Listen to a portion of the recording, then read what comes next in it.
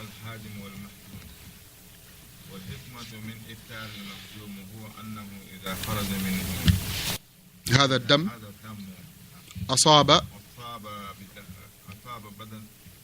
أصاب بدنه ضعيفا الذي يحتاج معه الضعف أصاب بدنه الضعف. Now لحظة. So here he mentioned حفظه. Now the person doing the hijama, and I think maybe all of us know what is hijama. The hijama is when the person is getting his bad blood that is in his system out. And this is used to be done by way of a horn. At the time of the Messenger alayhi salatu wasalam, it was done by way of a horn that they applied and do the suction with the horn. Like that. And this is why, for the person that is doing the hijama, this is why the messenger say that his fasting is null and void. Why? Because when you sucking on, let's say, on a blood, like or on a horn, you sucking on it, it's possibly that you can have things that you will swallow. And we mentioned about what is al-akl wa shurb. We mentioned what was eating and drinking, right? We say that eating is that which will go to the by way of the my man.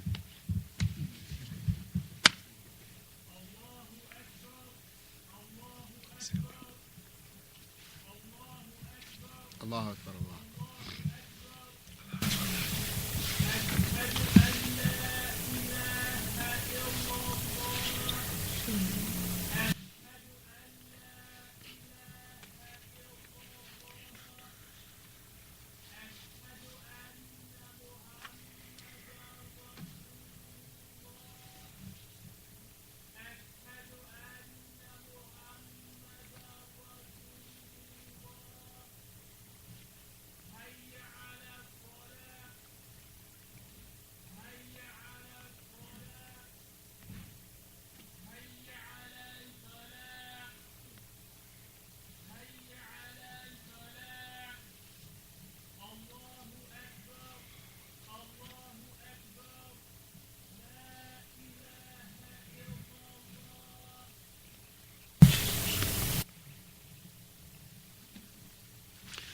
So therefore, from that first, which is very different on how today, alhamdulillah, a person can do the hijama, whether by applying heat on the body or by applying pressure of suction, right? A pressure suction on the body.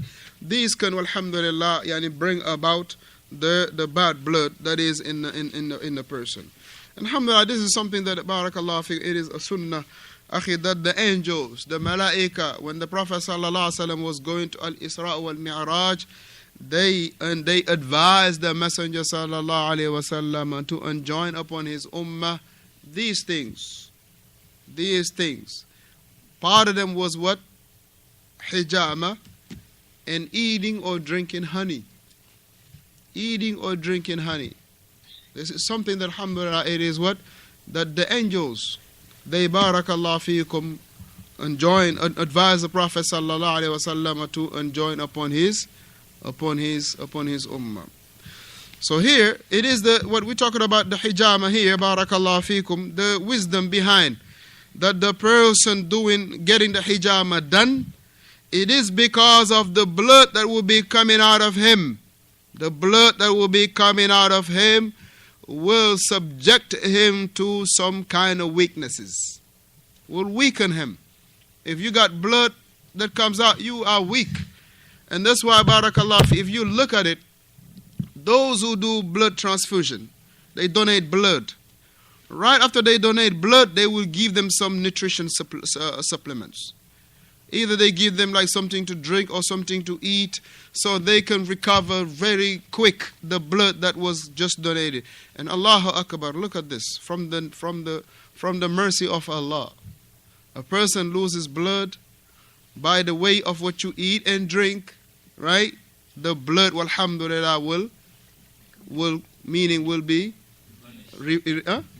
replenished. That's the word. The blood will be replenished. Wallaylah alhamdu wal min. Right? Because from what we eat, You got that which will go to the blood, that which will go to the water, because in the blood you have water also, barakallahu fiqh. And likewise the flesh, right? And all of those things, and the extra will be, alhamdulillah, what the person will take out of his body. And we all know, alhamdulillah, when a person is sick, you have the red cell and the white cell, right? And those cells that are, barakallahu fikum, attacking the outside cells that are from the sickness, right? And the bacteria and all of that. So if those cells that are in us, they die, they still be in the system, in the blood. So those, they need to be coming out. That's why sometimes a person will have some severe migraine and not knowing what it is, or having some constipation, not knowing what it is. But alhamdulillah, the issue of the hijama is something that is a sunnah that, ala al-asaf al-shadid, many people they have left off. Naam, kammil.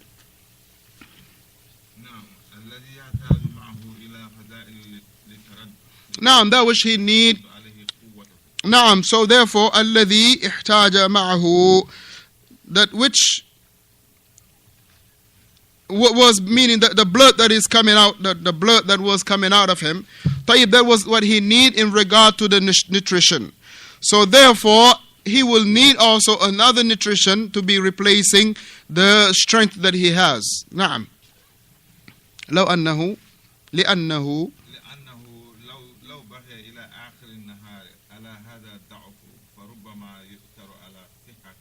So therefore, في المستقبل. So therefore, if the person, after he has been extracted his blood, right, if he will remain under that situation all the way to the rest of the day, then that could possibly bring some medical harm in him. It could bring about harm, any health issues for him in the near future. It could bring about, right, harm in ala sihhatihi fil mustaqbil. It could possibly bring about harm, meaning medical harm, in that which is the future. Now, so therefore, this is why that the person that is doing the hijama, his fasting is not valid. This is why his fasting is, he break his fast. Now,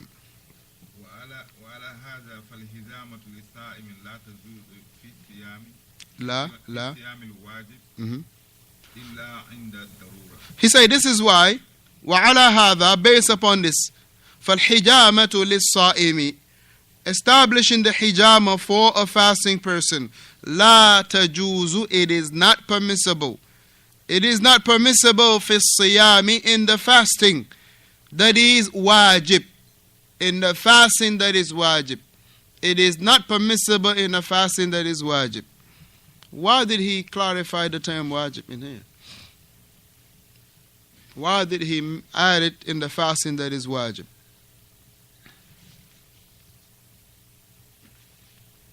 Why did he say in the fasting that is wajib, it is not permissible for the person to be making the hijama, to be having the hijama done? Because if the person is fasting a non-obligatory fasting, he can break the fast. It's optional. The person having optional fast, he can break it in any time during the day. وَلَا شَيْءَ عَلَيْهِ. And there is nothing that is coming, that is to be against him. Right? That's why he, barakallahu fiqh, the Shaykh rahimahullah, he made a specific mention of the fasting that is from the non-obligation fasting. Naam.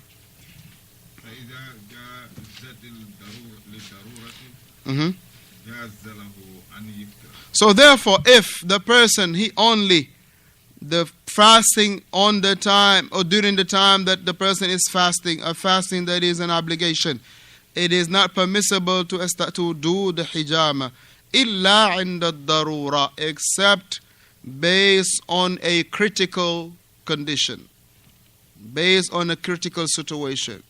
It might be a life and death situation where the person has to have the hijama done.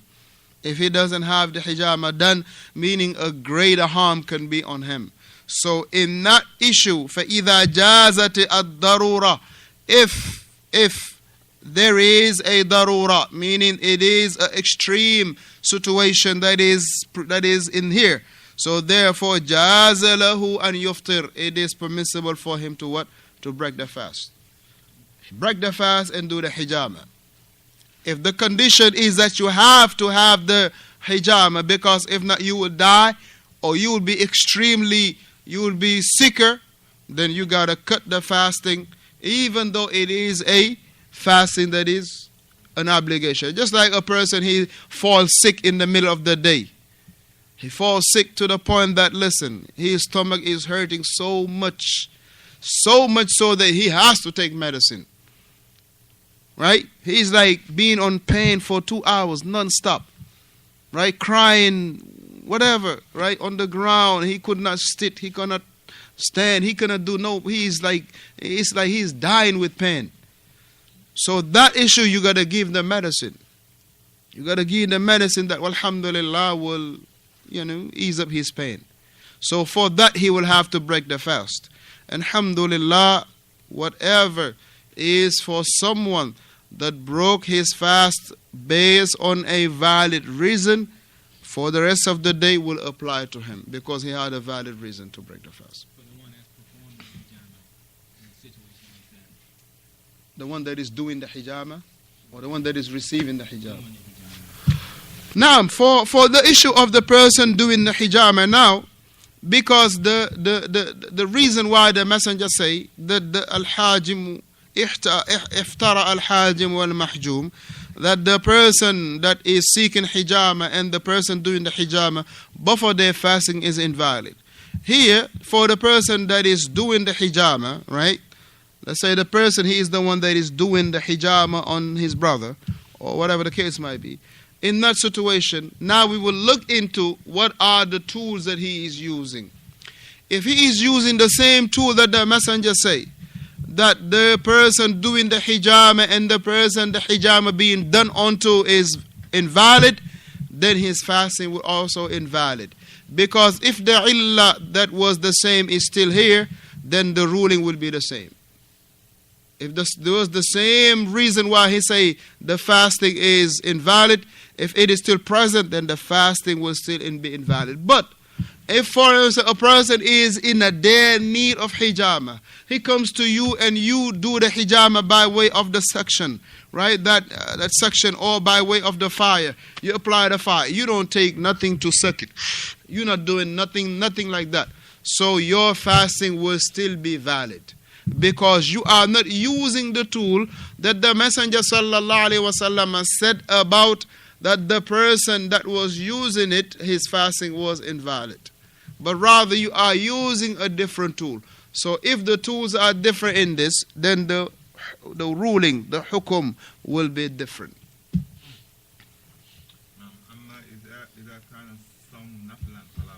So if the person is doing a fasting that is a nawafil, right? He is just fasting, let's say Monday or Thursday, or fasting Sha'ban, and he's doing the hijama, فَلَا بَأْسَ بِهِ, it is no problem. Why? Because he can break that any time that he wants to, if he has a need to break it. Naam.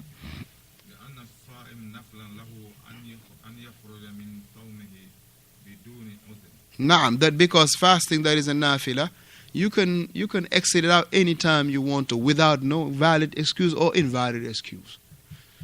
You can just, alhamdulillah, a person can be fasting, let's say, a day, right? Just a regular fasting, right? And then pass by, alhamdulillah, some nice cup of tea. You just grab it. Wa alaikum assalam wa rahmatullahi wa barakatuh. Just grab it, right? Or somebody offer him a nice, a nice cup of coffee, and he drink it. Huh? Oh, Starbucks, right? That's you. Smile, you know him, man. Or he knows your pops. He subhanallah, he got you, man, right? Oh, wow, okay. So you got a nice car, Starbucks, barakallah fi. That's a little bit above our finances. We go by the local coffee, akhi. Naam, faddal. But it is for the person to break his fast. It is not, barakallah fikum, advised for no valid reason. Just because you're fasting a non a non-obligatory fasting, that you just want to break your fast for no